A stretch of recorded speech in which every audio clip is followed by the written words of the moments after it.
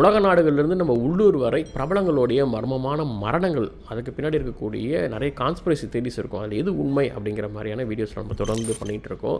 ஒரு பிளேலிஸ்ட்டே நம்ம வந்து கிரியேட் பண்ணியிருக்கிறோம். ஸோ அதில் நீங்கள் அதிகமாக கேட்டது என்ன அப்படின்னா, ப்ரூஸ்லியோட மரணத்தை பற்றி சொல்லுங்கள், அவர் எப்படி இறந்தார், ரொம்ப இளம் வயதிலே இறந்துட்டாரே, அதுக்கு பின்னாடி கண்டிப்பாக ஏதாவது ஒரு காரணம் இருக்கும் அப்படின்னு கேட்டுட்டு இருந்தீங்க. ப்ரூஸ்லி இறக்கும்போது அவருக்கு வயது வந்து 32. அவருடைய கடைசி படம் ரிலீஸ் ஆகிறதுக்கு ஒரு 6 நாள் முன்னாடியே அவர் இறந்துடுறாரு. அதுவும் எப்படி இறக்குறாரு அப்படின்னா, அடுத்த படத்துக்கான ஒரு டிஸ்கஷனில் இருக்கும்போது ஹீரோயினுடைய வீட்டில் ப்ரொடியூசரோட பேசிகிட்டு இருக்கும்போது தலைவலின்னு ஒரு மாத்திரையை சாப்பிட்றாரு. அதன் பிறகு அவர் இறந்து போயிடுறாரு. இதுவே பல சந்தேகங்களையும் கான்ஸ்பிரசி தியரிஸையும் வந்து நிறைய உண்டாக காரணமாக இருந்தது. முதல் கான்ஸ்பிரசி என்ன சொல்கிறாங்க அப்படின்னா, அவர் அன்னைக்கு தங்கியிருந்த அந்த ஹீரோயின் அவங்களுக்கும் ப்ரூஸ்லிக்கும் இடையான ஏதோ ஒரு உறவின் காரணமாக வந்து அவர் கொல்லப்பட்டிருக்கலாம் அப்படின்னு சொல்கிறாங்க. இன்னொரு தியரி என்ன சொல்கிறாங்கன்னா, குங்ஃபு கலையுடைய சீக்ரெட்ஸ்லாம் அவர் வந்து வெளில சொல்ல ஆரம்பிச்சிட்டாரு. அது வந்து அந்த குங்ஃபு சொசைட்டிக்கு பிடிக்காம அவர் கொண்டுட்டாங்க அப்படின்னு ஒரு பக்கம் சொல்கிறாங்க. இன்னும் சில கான்ஸ்பிரசி என்னன்னா, டெத் டச் அப்படின்னு சொல்லக்கூடிய வர்மக்கலை மாதிரி சில பாயிண்ட்ஸில் வந்து அவர் பாதிக்கப்பட்டார், அவர் மெல்ல மெல்ல அதை கொண்டுருச்சு அப்படின்னு சில கதைகள். இதெல்லாம் இல்லை, அவர் வந்து அடுத்த படத்துக்காக ரொம்ப எக்ஸ்ட்ரீமாக வந்து உடற்பயிற்சி மேற்கொண்டார், அதுதான் அவர் கொண்டுருச்சு அப்படின்னு நிறைய கதைகள் இருக்குது. இதில் எது உண்மை?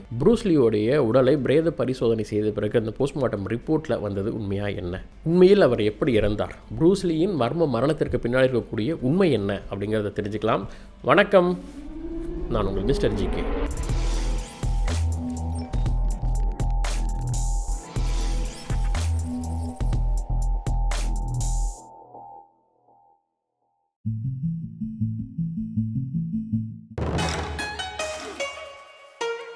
ஆயிரத்தி 1940 ஹாங்காங்கில் பிறக்கிற ப்ரூஸ்லி குங்ஃபு பயிற்சியில் வந்து தேர்ச்சி பெறுறார். மார்ஷல் ஆர்ட்டில் ஜீட் குனே டூ அப்படின்னு சொல்லக்கூடிய ஒரு ஹைப்ரிட் மார்ஷல் ஆர்ட் கலையே வந்து அவர் உருவாக்குறார். ஹாலிவுட், ஏஷியான்னு சேர்ந்து கொண்டாடிய ஒரு மிகப்பெரிய ஆக்ஷன் ஹீரோ அப்படின்னா ப்ரூஸ்லி தான். மார்ஷல் ஆர்ட்டை தொடர்ந்து தன் திரைப்படங்களில் பயன்படுத்திட்டு வந்தார் ப்ரூஸ்லி. ஒரு காலத்தில் குங்ஃபு, கராத்தே மேலே மக்களுக்கு அதிக ஈடுபாடு வந்ததுக்கு காரணம் இவரும் ஒன்றுன்னு சொல்லலாம். இவருடைய கடைசி திரைப்படமான என்டர் தி டிராகன், அதோடைய ஷூட்டிங்லாம் முடிஞ்சிருச்சு, அது வந்து ரிலீஸ் ஆக தயாராக இருக்குது. அது ரிலீஸ் ஆகிறதுக்கு ஒரு 6 நாள் முன்பு அவர் இறந்து போகிறார். எப்படி இறந்து போகிறார்? அடுத்த படத்திற்கான ஒப்பந்தம், அது சம்பந்தமான வேலைகளில் அவர் ஈடுபட்டிருக்கிறார். 20 ஜூலை 1973 ஹாங்காங்குடைய ஒரு பிரபலமான நடிகை பெட்டி டிங் பே, இவங்களுடைய வீட்டில் இவரும் ப்ரூஸ்லியும் படத்துடைய தயாரிப்பாளருமான ரேமன் சோ, இவங்க 3 பேரும் சேர்ந்து அடுத்த திரைப்படம் கேம் ஆஃப் டெத் பற்றி வந்து டிஸ்கஷனில் இருக்கிறாங்க. டிஸ்கஷன் ரொம்ப நேரமாக போயிட்டே இருக்குது. அப்போ ப்ரூஸ்லிக்கு வந்து மெல்ல தலைவலிக்குது. ஆரம்பத்தில் சாதாரணமாக எடுத்துகிட்டு அவர் பேசிகிட்டே இருக்காரு. நேரம் போக போக அவருடைய தலைவலி வந்து ரொம்ப அதிகமாகிட்டே இருக்குது. ஒரு கட்டத்தில் அவரால் தாங்கிக் கொள்ள முடியாத அளவுக்கு தலைவலி போகவே அவர் வந்து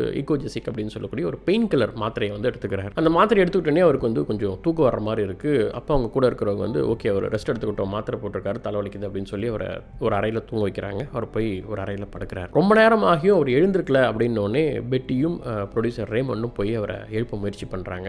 அவர் எழுந்திருக்கல. உடனே ஒரு ஆம்புலன்ஸை கூப்பிட்டு உடனடியாக அந்த ஹாங்காங்கில் இருக்கக்கூடிய குயின் எலிசபெத் ஹாஸ்பிட்டலில் கொண்டு போய் அவரை அட்மிட் பண்ணுறாங்க. அங்கே போனோடனே டாக்டர்ஸ் வந்து ப்ரூஸ்லியை பரிசோதனை பண்ணிவிட்டு அவர் உயிரோடு இல்லை அப்படின்னு டிக்ளேர் பண்ணுறாங்க. இது வந்து உலகத்துக்கே மிகப்பெரிய அதிர்ச்சியாக இருக்குது. 32 வயதான புகழின் உச்சத்தில் இருக்கக்கூடிய ப்ரூஸ்லி இறந்து போயிட்டார் அப்படிங்கிறது ஒரு பேரதிர்ச்சியாக இருக்குது உலகத்துக்கு. உலகெங்கும் இருக்கக்கூடிய ப்ரூஸ்லியோடைய ரசிகர்களால் இது வந்து ஏற்றுக்கவே முடியல இந்த செய்தியை. என்டர் த டிராகன் படம் வந்து வெளியாகுது. உலகம் முழுக்க வந்து ஹவுஸ்ஃபுல்லாக நிறைய தியேட்டரில் வந்து ஓடுது. மக்கள் தொடர்ந்து ப்ரூஸ்லியோட கடைசி படம் அப்படின்னு சொல்லி அவரை பார்க்குறாங்க. இப்போ அவருடைய மர்மமான இறப்பிற்கு பின்னாடி நிறைய கேள்விகள், நிறைய சந்தேகங்கள்னு சொல்லி நிறைய கான்ஸ்பிரசி வந்து உருவாக ஆரம்பிக்குது. ஏகப்பட்ட கான்ஸ்பிரசிஸ் இருக்குது. அதில் சில முக்கியமானதை எடுத்து அதெல்லாம் உண்மையா அப்படிங்கிறத பார்க்கலாம். Chinese mafia theory. Chinese martial art ஆர்கனைசேஷன்ஸ்லாம் சேர்ந்து ப்ரூஸ்லிக்கு வந்து கடுமையான வார்னிங் வந்து கொடுத்ததா சொல்லப்படுது. இதுக்கு எந்த ஒரு ஆதாரமும் இல்லை. ஆனால் வந்து அவரை கூப்பிட்டு வச்சு வார்ன் பண்ணியிருக்கிறாங்க. எதுக்காக அப்படின்னா, நீங்கள் வந்து குங்ஃபு சம்மந்தமான இந்த மாதிரி மார்ஷியல் ஆர்ட் சம்மந்தமான நுணுக்கங்களை, அதோடைய சீக்ரெட்ஸை வந்து நீங்கள் ரிவீல் பண்ணுறீங்க, உங்களுடைய ஸ்டூடெண்ட்ஸ்க்கு சொல்லித்தரீங்க, எஸ்பெஷலி ஃபாரினர்ஸ்க்கு சொல்லித்தரீங்க. இது வந்து நம்மளுடைய ட்ரெடிஷ்னலில் வந்து தடை செய்யப்பட்ட ஒன்று. நம்ம இந்த கலையை வந்து வெளிநாட்டருக்கு வந்து இந்த மாதிரி வந்து ஓப்பனாக அதோடைய சீக்ரெட்ஸை சொல்லித்தரக்கூடாது, அதை நீங்கள் செய்கிறீங்க அப்படின்னு சொல்லி அவரை வார்ன் பண்ணதாகவும், அதை ப்ரூஸ்லி வந்து அந்த வார்னிங்கை பெருசாக எடுத்துக்காமல் தொடர்ந்து அதை செய்தார். ஒரு லிமிட்டை தாண்டி அவர் போயிட்டார் அப்படிங்கிறதாலும் இது வந்து ஒரு பெரிய துரோகமாக கருதப்பட்டது. அதனால் வந்து இந்த சீக்ரெட் சைனீஸ் அண்டர்வேர்ல்டு மாஃபியா வந்து இந்த முடிவை எடுத்துட்டாங்க. அவங்க தான் இந்த அசோசியேஷன் மாதிரி பண்ணியிருக்கிறாங்க அப்படின்னு சொல்லி ஒரு கான்ஸ்பிரசி. அகைன் இது வந்து ஒரு கான்ஸ்பிரசியாக தான் இருக்குது. இதுக்கான வலு சேர்க்கும் எந்த ஒரு ஆதாரங்களும் இல்லை. ஆனால் தொடர்ந்து இந்த மார்ஷியல் ஆர்ட் சம்மந்தமான நெட்வொர்க்ஸில் வந்து இன்னும் ப்ரூஸ்லி இப்படி தான் கொல்லப்பட்டார் அப்படின்னு சொல்லி ஒரு சாரார் நம்பிக்கிட்டு இருக்காங்க. என்ன கேட்டிங்கன்னா, இதற்கு வாய்ப்பு ரொம்ப கம்மி. ப்ரூஸ்லி வந்து மார்ஷியல் ஆர்ட்டை வந்து உலகெங்கும் கொண்டு போய் சேர்த்தவர். ஒரு பெரிய ரெவல்யூஷன் வந்து ஏற்படுத்தி அதில் வந்து ஹைப்ரிட் பண்ணி புது ஒரு கலையெல்லாம் உண்டாக்குனவர். அவர்களுக்கிடையே வந்து ஒரு நல்ல செல்வாக்கு இவர்கிட்ட இருந்தது. உலக அளவில் சைனீஸோடைய ட்ரெடிஷனில் அந்த மார்ஷியல் ஆர்ட்டை கொண்டு போய் சேர்த்தது இவர் தான் அப்படின்னு சொல்லி இவர் மேலே வந்து ஒரு நல்ல அபிப்பிராயம் இருந்த மாதிரியும் சில தரவுகள் இருக்குது. அதனால் என்னை பொறுத்த வரைக்கும் இந்த கான்ஸ்பிரசி வந்து ரொம்ப ரொம்ப ரொம்ப வாய்ப்பு குறைவு. அடுத்த கான்ஸ்பிரசி, ப்ரூஸ்லி அஃபேர் வித் பெட்டி டிங்பே. ப்ரூஸ்லியோடைய அடுத்த படத்து கதாநாயகியான பெட்டியோடைய வீட்டில் தான் இந்த சம்பவம்லாம் நடந்தது அப்படிங்கிறதாலையும், பெட்டிக்கும் ப்ரூஸ்லிக்கும் இடையே ஒரு அஃபேர் இருந்தது. இவங்க திருமணம் செய்யலான்னு இருந்தாங்க. ஆனால் கடைசி கட்டத்தில் வந்து ப்ரூஸ்லி திருமணம் பண்ணாததால் பெட்டி வந்து இவர் வேறு யாரையும் திருமணம் பண்ணிடக்கூடாது அப்படிங்கிறதுக்காக இவங்க தான் கொண்டாங்க அப்படிங்கிற மாதிரி சில கான்ஸ்பிரசிஸ் இருக்குது. இதை பற்றி அவருக்கு நெருங்கியவர்கள் இல்லை வந்து பத்திரிகையாளர்கள்லாம் கேட்கும்போது பெட்டி என்ன சொல்கிறாங்க அப்படின்னா, he is just a good friend, we are just casual அப்படின்னு தான் சொல்கிறாங்களே தவிர இதை தாண்டி எங்களுக்குள்ள வேறு எதுவும் இல்லை அப்படின்னு பெட்டி சொல்கிறாங்க. இதோட நிறுத்தியிருந்தாங்கன்னா பிரச்சனை இல்லை. எப்போ இந்த கான்ஸ்பிரசி உருவாக ஆரம்பிச்சது அப்படின்னா, பெட்டி வந்து அதுக்கப்புறம் அவங்களுடைய ஆட்டோபயோகிராஃபி எழுதுறாங்க. அதில் அவங்க ப்ரூஸ்லியை பற்றி என்ன சொல்கிறாங்க அப்படின்னா, we are emotionally close, we spend private time together அப்படிங்கிற மாதிரிலாம் சொல்கிறாங்க. அப்போ முன்னாடி ஒன்றுமே கிடையாது எங்களுக்குள்ள, நாங்களாம் குட் ஃப்ரெண்ட்ஸ்னு சொல்லிட்டு அதுக்கப்புறம் ஆட்டோபயோகிராஃபியில் அவரை பற்றி டீப்பாக அதை எழுதும்போது இப்போ தான் அவங்களுக்கு வந்து ஒருவேளை அவருடைய மரணத்திற்கு இவங்க ஒரு இன்டெரக்டான காரணமாக இருந்திருப்பாங்களோ அப்படிங்கிற மாதிரி இந்த கான்ஸ்பிரசியும் உருவாக ஆரம்பிச்சது. ஆனால் அகெயின் இந்த கான்ஸ்பிரசிக்கும் பெருசாக எந்த ஒரு ஆதாரமும் இல்லை. ஏன்னா ப்ரூஸ்லி அவருடைய பழக்கத்திலே வந்து பெண்களுடனான அந்த உறவு வந்து இந்த அளவுக்கு அவர் திருமணம் வரை கொண்டு போகவில்லை. அதனால் இந்த மாதிரிலாம் நடக்கிறதுக்கு வாய்ப்பு இல்லை அப்படிங்கிற மாதிரி சிலர் சொல்கிறாங்க. அடுத்ததா டிம் மேக், அதாவது டெத் டச் அப்படின்னு சொல்லுவாங்க. ப்ரூஸ்லியோடைய எதிரிகள் வந்து அவரோட சண்டை போடும்போது இந்த மாதிரி டிம் மேக் மெத்தடில் வந்து அவரை அட்டாக் பண்ணியிருக்கலாம். அது வந்து டிலேடு டெத் அப்படிங்கிறாங்க. அது அடிப்பட்டோடனே ஒன்றுமே தெரியாது, நார்மலாக இருப்பாங்க. ஆனால் மெல்ல மெல்ல மெல்ல அவங்க சாவை நோக்கி போவாங்க. கைண்ட் ஆஃப் உடம்புல வந்து ஒரு வர்மப்புள்ளி மாதிரி நரம்பில் முக்கியமான இடத்துல வந்து அதை தாக்கும்பொழுது அவங்க மெல்ல மெல்ல இறப்பை நோக்கி போவாங்க.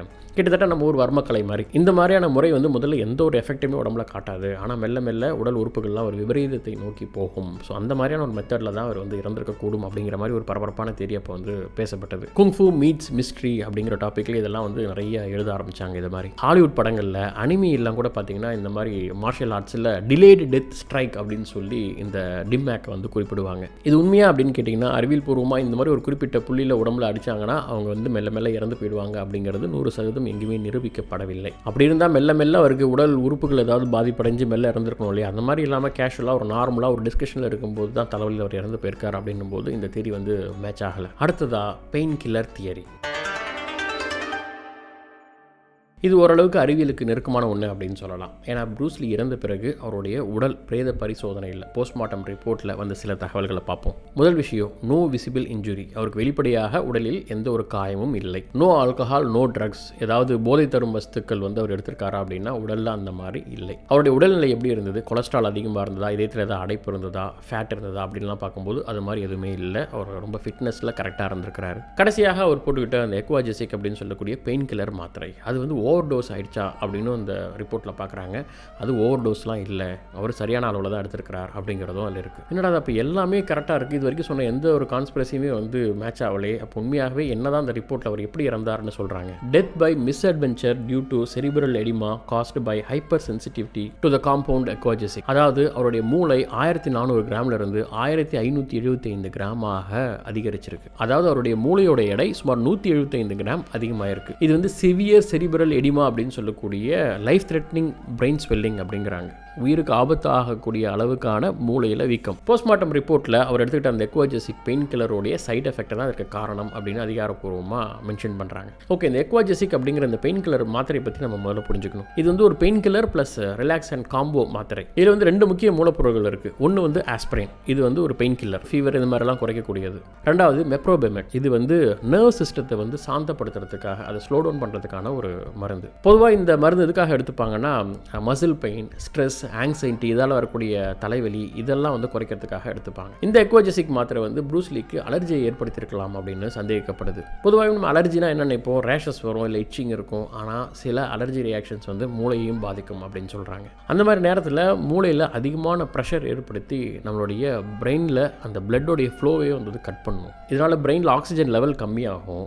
பிரெயினில் சிக்னல்ஸ் வந்து ஃபெயில் ஆகும். இதுதான் பிரெயினில் வந்து ஸ்வெல்லிங் ஏற்படுத்தலாம், அதுதான் செரிப்ரல் எடிமா அப்படின்னு சொல்கிறாங்க. இது மெல்ல மெல்ல மரணத்தை ஏற்படுத்தலாம். ஆனால் இப்போ இந்த ரிப்போர்ட்டில் இருக்கக்கூடிய பிரச்சனை என்ன அப்படின்னா, இந்த மாத்திரையை நிறைய பேர் இதுக்கு முன்னாடி எடுத்திருக்காங்க, அவங்களுக்குலாம் இந்த மாதிரி வந்து பிரெயின் ஸ்வெல்லிங் ஏற்பட்டு இறந்தாங்கன்னு பெரிய பாஸ்ட் ரிப்போர்ட் எதுவுமே இல்லை. ஈவன் ப்ரூஸ்லியே நிறைய முறை இதுக்கு முன்னாடி இந்த பெயின் கில்லர் எடுத்திருக்கிறாரு. ஆனால் அப்போல்லாம் வராத பிரச்சனை ஏன் இப்போ வந்தது? இப்போ தான் இது கூட புது தியரி ஆட் ஆகுது, ப்ரூஸ்லியோடைய எக்ஸ்ட்ரீம் பாடி ஃபிட்னஸ். 1973 ப்ரூஸ்லி அவருடைய அடுத்த படமான கேம் ஆஃப் டெத்துக்காக அவருடைய பாடியை எக்ஸ்ட்ரீமாக வந்து ப்ரிப்பேர் பண்ணார் அப்படின்னு சொல்லப்படுது. அவரே சொந்தமாக அல்ட்ரா லீன், ஜீரோ ஃபேட் பாடி இதெல்லாம் மெயின்டைன் பண்ணுறதுக்காக இன்டென்ஸான ட்ரைனிங்கில் வந்து ஈடுபட்டார். ஃபுட் அண்ட் வாட்டர் வந்து பயங்கரமாக கண்ட்ரோல்டாக யூஸ் பண்ணார் அப்படின்லாம் சொல்லப்படுது. இதுக்காக ப்ரூஸ்லி அவர் வீட்டில் இருக்கக்கூடிய ஏசி, அவருடைய ஜிம்மில் இருக்கக்கூடிய ஏசி, இது எல்லாத்தையும் கம்ப்ளீட்டாக ரிமூவ் பண்ணிட்டாராம். எதுக்காக? அதிகமாக வேர்க்கணும், அதனால் உடம்புல இருக்கக்கூடிய அந்த வாட்டர் வெயிட்லாம் கம்ப்ளீட்டாக ரெடியூஸ் பண்ணிவிட்டு ஒரு ட்ரையான பாடியோட வந்து கேமராவில் வந்து அப்பியர் ஆகணும் அப்படிங்கிறதுக்காக இந்த மாதிரிலாம் பண்ணியிருக்கிறார். இந்த மாதிரி பாடி எக்ஸ்ட்ரீமாக ட்ரெயின் பண்ணுறதுல இருக்கக்கூடிய பிரச்சனை என்னென்னா, அதுக்கான டாக்டர்ஸு, ஃபிட்னஸ் பீப்பிள்லாம் கூட வச்சுருக்கணும். அதை வந்து ப்ரூஸ்லி சரியாக மெயின்டைன் பண்ணாரா அப்படிங்கிறது தெரியல. ஏன்னா ப்ரூஸ்லியோடைய இந்த எக்ஸ்ட்ரீம் ஃபிட்னஸ் மெத்தட் வந்து சோடியம், பொட்டாசியம் மாதிரியான எலக்ட்ரோலைட்ஸை வந்து கம்ப்ளீட்டாக பாடி லூஸ் பண்ணுற அளவுக்கு ஆபத்தானது. ஒரு பக்கம் உடம்புல இருக்கக்கூடிய வாட்டர் கண்டென்ட்லாம் அவர் வந்து கம்ப்ளீட்டாக ட்ரை பண்ணி உடம்பு ஸ்லிம் ஆக்கினாலும், இன்னொரு பக்கம் அதிகமாக வாட்டர் இன்டேக் எடுத்துக்கிட்டாரு அப்படின்னு சொல்லப்படுது. உடலில் இந்த மாதிரி எலக்ட்ரோலைட்ஸ் கம்மியாக இருக்கும்போது, சால்ட் ரீப்ளேஸ்மெண்ட் இல்லாத போது, அதிகமாக எக்ஸஸ் வாட்டர் குடிக்கும்போது உடலில் சில பிரச்சனைகள் வரும். ஹைப்போனட்ரீமியா அப்படின்னு சொல்லுவாங்க. இது வந்து சோடியம் குறைபாடால் ஏற்படுது. குறிப்பாக வாட்டர் இன்டாக்சிகேஷன் அப்படின்னு சொல்லுவாங்க. ப்ரூஸ்லிக்கு நீர் அப்படிங்கிறது எவ்வளோ பிடிக்கும் அப்படின்னா, வாட்டர் அப்படிங்கிறது தான் அவருடைய தத்துவமே. அவருடைய ஃபிலாசபியே என்ன அப்படின்னா, பி வாட்டர் மை ஃப்ரெண்ட் அப்படிங்கிறது தான். வாட்டர் வச்சு அவர் சொல்கிற தத்துவமே என்னென்னா, பி அடாப்டபிள். நீரை போல் நீ அடாப்ட் ஆகிக்கோ. ஃப்ளெக்சிபிள், இடத்துக்கு ஏற்ற மாதிரி ஃப்ளெக்சிபிளாக இருந்துக்கோ. ஸ்ட்ராங் வென் நெசசரி, தேவையான இடத்துல ஒரு நீரை போல் நீ வந்து உறுதியாக இரு. Peaceful by nature. இப்படி நீர் மேலே அவருக்கு ஒரு ஃபிலாசபிக்கலான ஒரு பார்வையும் இருந்திருக்கு. பட் அளவுக்கு மிஞ்சினால் அமுதமும் நஞ்சு அப்படிங்கிற மாதிரி அதீதமான நீர் அவர் குடித்ததாலே அதுவே அவருக்கு பிரச்சனையாக முடிஞ்சிருக்கு. இது மாதிரி ரொம்ப அதீதமான நீர் குடிக்கிறது அப்படிங்கிறது உடலில் செல்களுக்கு, குறிப்பாக பிரெயின் செல்ஸ்க்கு வந்து மிகப்பெரிய டேமேஜை ஏற்படுத்தும். வாட்டர் செல்ஸ்லாம் டிஃப்யூஸ் ஆகும். இதுதான் வந்து பிரெயின் ஸ்வெல்லிங்க்கு காரணம் அப்படின்னு சொல்லப்படுது. அவர் இறந்து இவ்வளவு ஆண்டுகள் கழித்து இப்போ சமீபமாக 2022 மெடிக்கல் ஜேர்னலில் வந்து ஒரு ஆய்வில் என்ன சொல்கிறாங்க அப்படின்னா, ப்ரூஸ்லி வந்து ஏதோ ஒரு மாத்திரையால் அவர் இறந்து அவருடைய உடல் வந்து அதீதமான அந்த நீரை வந்து எக்ஸ்க்ரீட் பண்ணுறதுக்கு வெளியேற்ற முடியாமல் அதனால் வந்து பிரெயின் ஸ்வெல் ஆகி அவர் இறந்து போயிருக்கார் அப்படின்னு சொல்கிறாங்க. அவருடைய கிட்னி வந்து வாட்டரையும் சோடியத்தை வந்து பேலன்ஸ் பண்ண முடியாமல் அதுதான் அந்த மூளையில் வந்து வீக்கத்தை உண்டாக்கியது அப்படின்னு சொல்கிறாங்க. அவருடைய மரணம் அப்படிங்கிறது ஒரு மிஸ்ட்ரி கிடையாது, மிஸ்டர் டயக்னோசிஸ் அப்படிங்கிறாங்க. ஸோ கடைசியாக ஓரளவுக்கு அவருடைய மரணத்திற்கு நெருக்கமான ஒரு தேரி என்ன அப்படின்னா, ப்ரூஸ்லியோடைய உடலில் வந்து சோடியம், பொட்டாசியம் லெவல்ஸ் வந்து குறைஞ்சிருக்கு. அவருடைய கிட்னி வந்து இதனால் ஓவர்லோட் ஆகிருக்கு. இதனால் செரிப்ரல் எடிமா அப்படின்னு சொல்லக்கூடிய பிரெயின் ஸ்வெல் ஏற்பட்டு இதற்கிடையில் அவர் அந்த பெயின் கில்லர் மாத்திரையும் எடுத்திருக்காரு. இதெல்லாம் சேர்ந்து தான் அவருடைய மரணம் நிகழ்ந்திருக்கும் அப்படின்னு சொல்லப்படுது. ப்ரூஸ்லி உண்மையாகவே எப்படி இறந்தார் அப்படிங்கிறது 1973 காலகட்டத்தில் அஃபிஷியலாக சொல்லப்படவே இல்லை. அவருடைய இறப்பப்ப ஹீரோயினோடு இருந்த அந்த ப்ரொடியூசரான ரேமன் சவ், அவர் ப்ரூஸ்லியோடைய நெருங்கிய நண்பர், ப்ரொடியூசர், கோல்டன் ஹார்வெஸ்ட் ஸ்டுடியோஸை நிர்வகித்தவர். இவர் ப்ரூஸ்லி இறந்த உடனே பிரஸ் மீட்டில் சொன்னது என்ன அப்படின்னா, ப்ரூஸ்லி அந்த ஹீரோயின் பெட்டி அவங்களுடைய அப்பார்ட்மெண்ட்டில் இறந்துடுறாரு. அவரை டைரெக்டாக ஹாஸ்பிட்டலுக்கு கூப்பிட்டு போகாமல், ஆம்புலன்ஸை கூப்பிடாமல் ஒரு ப்ரைவேட் கிளினிக்கு முதல்ல கூப்பிட்டு போயிருக்காங்க. பிறகு அங்கேருந்து தான் அவங்க வந்து ஹாஸ்பிட்டல் கூப்பிட்டு போயிருக்காங்க அப்படிங்கிறத சொல்கிறாரு. அதாவது ப்ரூஸ்லி அன்கான்ஷியஸ் ஆன உடனே டைரெக்டாக ஹாஸ்பிட்டல் கூப்பிட்டு போகாமல் சீக்ரெட்டாக ஒரு டாக்டர்கிட்ட போயிட்டு பிறகு தான் வந்து ஹாஸ்பிட்டல் கூப்பிட்டு போயிருக்காங்க. இதுக்கான காரணம், எடுத்தோடனே ஆம்புலன்ஸ் ஹாஸ்பிட்டல்னு போனால் மீடியாவில் வந்து பெரிய பரபரப்பாக பேசுபொருள் ஆகிடும். அவருடைய பிரைவசி கருதி தான் வந்து ஒரு பிரைவேட்டாக டாக்டர்கிட்ட கூப்பிட்டு போனாங்க அப்படின்னு சொல்லப்படுது. இந்த விஷயத்தை ரேமண்ட் முதல்ல சொல்லலை. 1975 பிறகு தான் இந்த உண்மையெல்லாம் அவர் வெளில சொல்கிறார். ஸோ போஸ்ட்மார்டம் படி அவருடைய இறப்புக்கு காரணம் அவருடைய பிரெயின் ஸ்வெல்லிங் தான் அப்படின்னு சொல்லப்படுது. அதுக்கு பல காரணிகள் இருந்திருக்கலாம் அப்படின்னு சொல்லப்படுது. இதை தாண்டி பொலிட்டிக்கல் ரீசன்ஸ், இல்லை நம்ம ஏற்கனவே சொன்ன மாதிரி கான்ஸ்பிரசிஸ் இதெல்லாம் காரணமாக இருக்கணும்னா இருக்கலாம், இல்லாமல் கூட போகலாம். அதை பற்றி ஆதாரங்கள் நம்மகிட்ட இல்லை. 1973 ப்ரூஸ்லி இறக்குறாரு. சரியாக 20 வருடங்கள் கழித்து 1993 ப்ரூஸ்லியோடைய ஒரே மகனான பிராண்டன் லீ அவருடைய 28வது வயதில் இறக்குறார். த க்ரோ அப்படிங்கிற படத்தில் லீட் ரோலில் வந்து நடிக்கிறார். அந்த படத்தில் ஒரு ஆக்ஷன் சீக்வன்சஸில் வந்து துப்பாக்கி சுடுற சீன், ஷூட்டிங் ஸ்பாட்டில் துப்பாக்கியில் டூப்ளிகேட் புல்லட்ஸ்க்கு பதிலாக ஒரிஜினல் புல்லட்ஸ் வந்து மிஸ்டேக்கன்லி, ஆக்சிடென்ட்லி லோட் ஆகிருக்கு. ஆக்ஷன் சீனில் அந்த கன்னை யூஸ் பண்ணும்போது அந்த புல்லட் பட்டு அவர் இறந்து போகிறார். இப்படி அப்பா மகன் 2 பேருமே அவங்களுடைய ஹையஸ்ட் மூமெண்ட்டில் வந்து இறந்து இறந்து போகிறாங்க. 2 பேருடைய மரணமுமே அசாதாரணமான ஒன்றா இருக்குது. கண்டிப்பாக இது மாதிரியான மரணங்களுக்கு பின்பு நிறைய சந்தேகங்களும் வேறு யாராவது இருப்பாங்களா அப்படிங்கிற மாதிரியான கேள்விகளும் இருப்பதை நம்மளால் தவிர்க்கவே முடியாது. ஹோப் இன்னைக்கு ப்ரூஸ்லியோடைய மரணம் அதை பற்றி நடக்கக்கூடிய அறிவியல் விளக்கங்கள் ஓரளவு உங்களுக்கு இப்போ தெரிஞ்சிருக்கும் அப்படின்னு நான் நம்புகிறேன். இதுபோல் இந்த சீரீஸில் வேறு யாரை பற்றி பேசணும் அப்படிங்கிறத மறக்காமல் கமெண்ட்டில் சொல்லுங்கள். இன்னும் நிறைய சுவாரஸ்யமான விஷயங்கள் தெரிஞ்சுக்க வேண்டியது இருக்குது. தொடர்ந்து இணைந்திருங்கள் மிஸ்டர் ஜிகேயுடன். நன்றி.